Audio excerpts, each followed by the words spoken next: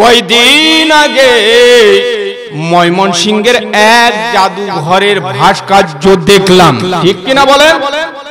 ভাস্কর্য দেখলাম, যে ভাস্কর্যের মধ্যে অর্ধ উলঙ্গ একটা মহিলার মূর্তি রাখিয়ে রাখছে, ঠিক কিনা বলেন?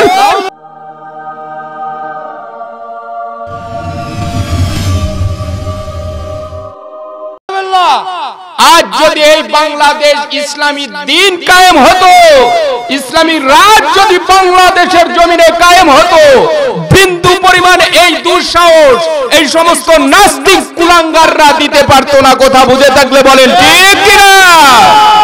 বাজান, আজ বুঝাইতে চাই যে বাংলাদেশের জমিনে নয়, ভারত উপমহাদেশ থেকে শুরু করে নিয়ে কুয়েত, কাতার, আবুধাবি, লন্ডন, সব দেশ 64 জেলাতে নয়, সব বাংলাদেশ মিলে শুরু করে নিয়ে বহির্বিশ্বে পর্যন্ত যার নাম আলোচনা হয়, যার নামের আলোচনা শুনে এখনো যাকে চিনে, যে বাংলাদেশকে পরিচিত করে দিলেন, তার নাম কি বলেন? আপনারা জবান খুলতে পারেন না, বলেন কি? আল্লামা সাঈদী আজ কোথায় আছে বাজার?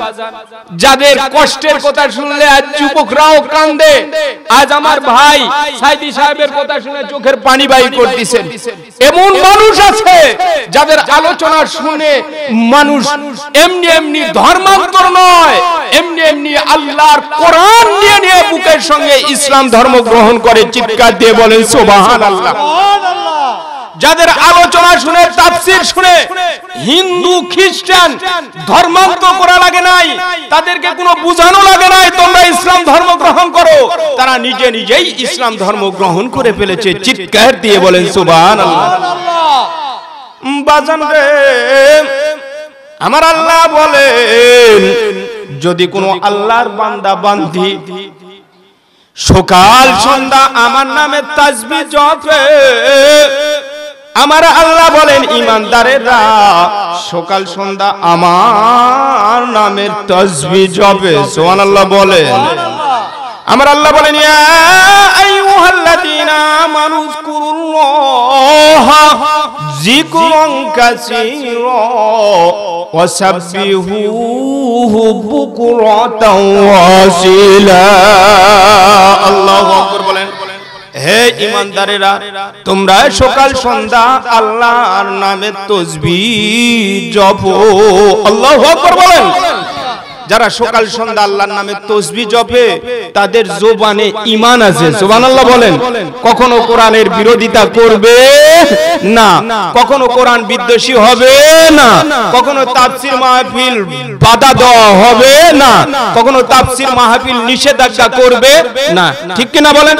তাদের জবানে কোরআন আছে, এই কোরআন নিয়েই তারা দুনিয়া থেকে বিদায় নিতে চায়, ঠিক কিনা বলেন?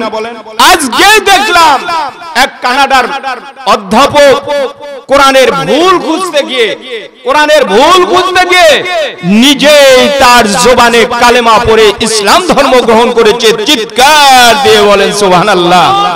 এমন কিতাব, জালিকাল কিতাবু লা রাইবা ফি, এটা এমন কিতাব যার মধ্যে কোনো শক সন্দেহের অবকাশ নাই।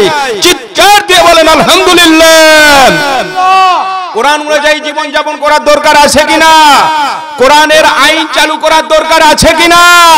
কোরআনের রাজ চালু করার দরকার আছে কিনা? তাহলে কোনো দিন আজ আমাদের মায়েরা অধ্যপনা, উলঙ্গপনা, বেহাপনা, নির্লজ্জত ভাবে রাস্তাঘাটে চলতে পারবে না। এটা কার বাণী? আল্লাহর বাণী। বলেন, এ বাণী সকলের নয়, শুধু মুমিনের। মারহাবা বলেন। এ বাণী সকলের নয়, শুধু মুমিনের। মারহাবা। যারাই চলবে মেনে ফল পাবে কোরআনে। মারহাবা। ঘরে বলো কিবা রাষ্ট্রে বলো, ঘরে বলো কিবা রাষ্ট্রে বলো, অশান্তি দূর করে শান্তি আনে সমাধান। সমাধান চাও যদি জীবনের মরণে, ফিরে যাও খুঁজে নাও, চোখ রাখো কোরআনে। মারহাবা বলেন। কোরআন দিয়ে গড়ো, মারহাবা বলেন। কোরআন দিয়ে জীবন গড়ো বন্ধু, কোরআন ছাইরো না, মারহাবা। পড়লে কোরআন পাবে শান্তি, পড়লে কোরআন পাবে জান্নাত, জান্নাত হবে ঠিকানা বন্ধু, কোরআন ছাইরো না, মারহাবা। কোরআন অনুযায়ী জীবন চলার দরকার আছে কি নাই? বাজান রে একটু যদি দোয়া করি, আমার শ্রদ্ধেয় বড় ভাই, শ্রদ্ধেয় বড় ভাই, আজ প্যান্ডেলের উপধান বক্তা, আন্তর্জাতিক বিশ্বনন্দিত মুফাসসিরে কোরআন, যে বাংলার জমিনে কোরআনের রাজ কায়েম করার জন্য, কোরআনের কথা বলার জন্য বাংলার জমিনে এত পরিচিত মুখ যে যেখান থেকেই পায়, যখনই আমার শ্রদ্ধেয় বড় ভাই বজলুর রশিদ সাহেবের নাম শুনে, আল্লাহ পাক বারাকাল্লাহু ফি হায়াতিকুম, আল্লাহ তার নেক হায়াত দান করুন, বলেন আমিন। এমন ভাইয়ের নাম শুনলে পাগলের মতো ছুটে আছে, ঠিক কিনা বলেন?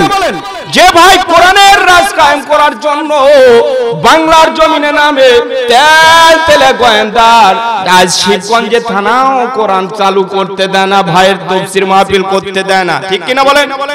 তেল তেলে গোয়েন্দার যারা আজ গাবতলীতে, আজ শেরপুরেও আমার ভাইয়ের তাফসীর মাহফিল বন্ধ করছে।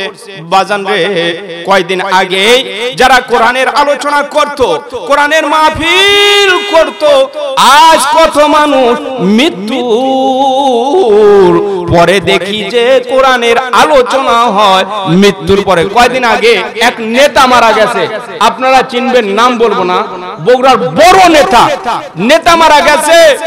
মারা যাওয়ার পূর্বে কোরআন পড়লে সব, ঠিক কিনা বলেন? ভাইজান মারা যাওয়ার পূর্বে কোরআন পড়লে সব আছে, এই কোরআনই তাকে জান্নাতে নিয়ে যাবে, ঠিক কিনা বলেন? কারণ আজ দেখলাম বড় বড় অফিসে, বড় বড় হেড অফিসে কোরআন তেলাওয়াত হচ্ছে, এ তেলাওয়াত দিয়ে কোনো কিছু আসবে না।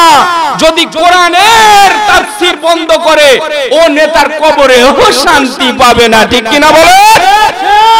কারণ কোরআনের রাজ কায়েম করতে গিয়ে, কোরআনের কথা বলতে গিয়ে, কোরআনের তাফসীর মাহফিল বন্ধ করে কবরেও শান্তি পাবেন না আপনারা। কোরআনের যদি কোরআনের ধারক বাহক হয়ে থাকেন, আল্লাহর রাসূল বলেছেন, ইজা বুজিয়াল মাইয়িতু ফি কবরি জাল কোরআন ইনদা রাসি, কোরআন তার মাথা বরাবর দাঁড়িয়ে যাবে। চিৎকার দিয়ে বলেন আল্লাহু আকবার। বাজান রে আজকে আলোচনা, আজকে বিষয়ে বলবো, আমার আল্লাহ বলেন, ইয়া আইয়ুহাল্লাযীনা আমানুত্তাকুল্লাহ, আল্লাহু আকবার বলেন, হে ঈমানদারেরা আল্লাহকে ভয় করো, আল্লাহকে ভয় করো। ওয়াবতাগু ইলাইহিল ওয়াসিলা, আর ওসিলা তালাশ করো, আল্লাহু আকবার। ওয়াজাহিদু ফি সাবিলিহি লাআল্লাকুম তুফলিহুন, আল্লাহর রাস্তায় জিহাদ করো, আল্লাহু আকবার বলেন। আমার আল্লাহকে ভয় করতে হবে। কেমন ভয়? ওয়াহাব ইবনে মুনাব্বাহ মস্ত বড় আল্লাহর ওলি, আল্লাহর ওলি ওয়াহাব ইবনে মুনাব্বাহ মস্ত বড় আল্লাহর ওলি। সেজদার মধ্যে চোখে পানি নিয়ে কান্দে। আমার আল্লাহ বলে, ওয়াহাব রে তোর নামটা আমি ওলির দপ্তরে লিখেছি, সুবহানাল্লাহ, ওলির দপ্তরে লিখেছি, তুই আর সেজদার মধ্যে কান্দিস না, তোকে আমার বড় ভালো লাগে, বড় মহব্বত করি। আল্লাহর ওলি ওয়াহাব ইবনে মুনাব্বাহ সেজদা থেকে মাথা তুলে বলে, ও দরদি আল্লাহ, কোন কারণে তুমি আমাকে এত ভালোবাসে ওলির দপ্তরে লিখেছো? হয়তো বুঝি আমার কোন আমল তোমার দরবারে কবুল হয়েছে, সেই আমলের কারণে তুমি আমাকে ওলির দপ্তরে লিখেছো।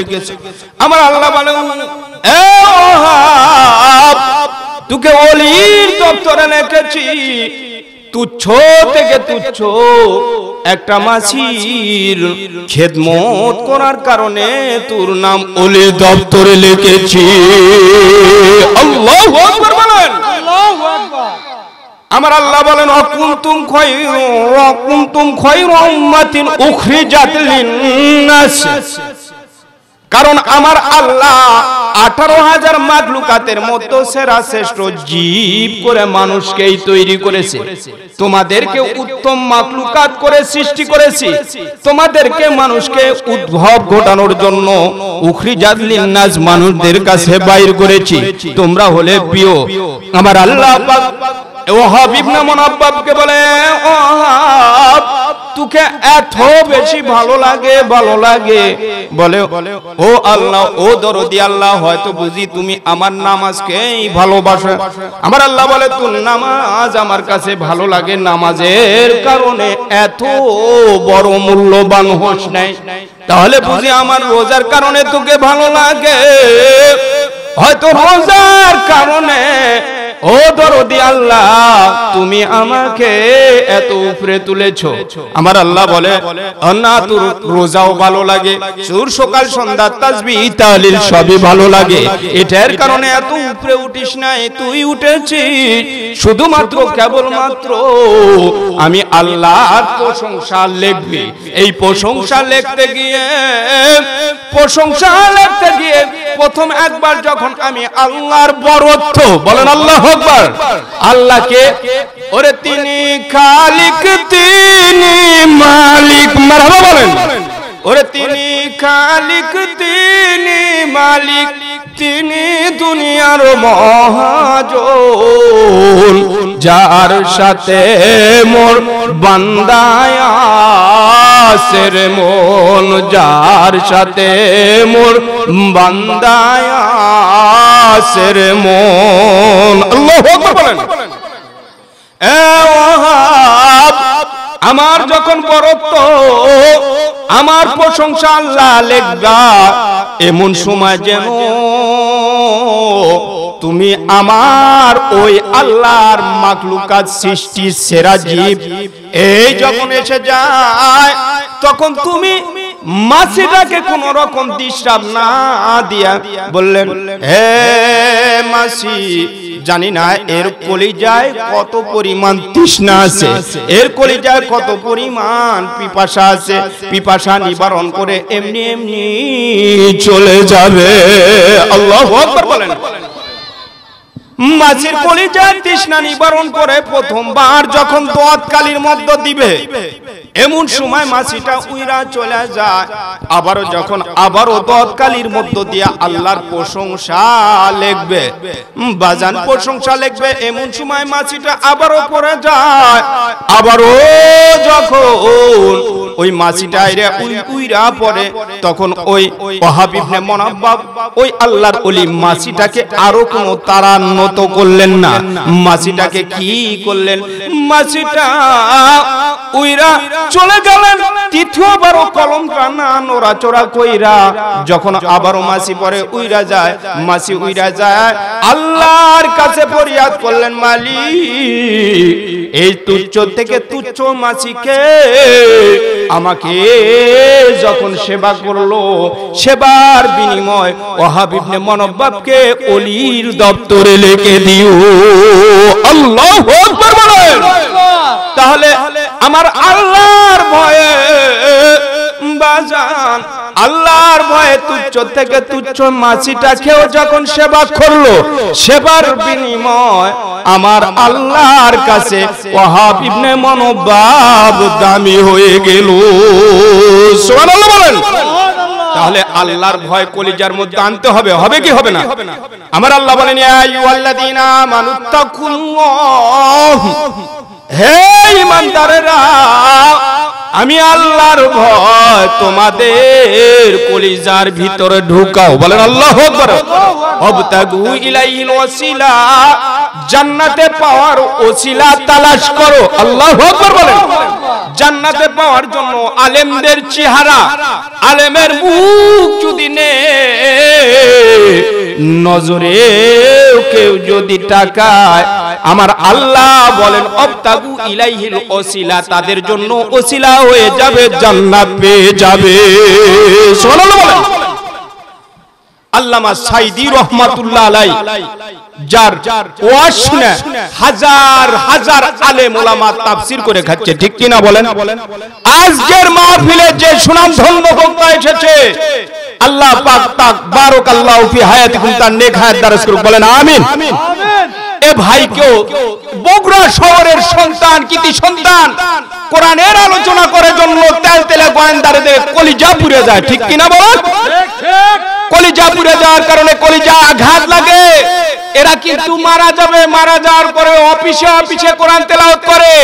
এই তেলাওয়াত কিন্তু মৃত্যুর পর তেলাওয়াত করে কোনো কাজে আসবে না, কারণ মৃত্যুর পর তেলাওয়াত করে ও তেলাওয়াত 40-এ 27-এও দিলে কোনো তেলাওয়াত এক কিন্তু কবরে যাবে না। যদি বাস্তব জীবনে কোরআনের বিরোধিতা করে ওর মৃত্যু হবে প্যারালাইসিসের মৃত্যু। কথা বুঝে থাকলে বলেন ঠিক কিনা? তার মৃত্যু হবে ক্যান্সারের মৃত্যু, ঠিক কিনা বলে? তার মৃত্যু হবে এই বাংলার জমিনে পিষ্ট হয়ে মৃত্যু, ঠিক কিনা বলেন? অকালে মৃত্যু হবে বাজান। আমার আল্লাহ বলেন ওয়াকালাল্লাযীনা কাফারু রাব্বানা আরিনাল্লাযাইনি আযাল্লানা মিনাল জিন্নি ওয়াল ইনসি নাজআলুহুমা তাহতা আকদামিনা লিয়াকুনা মিনাল আসফালিন।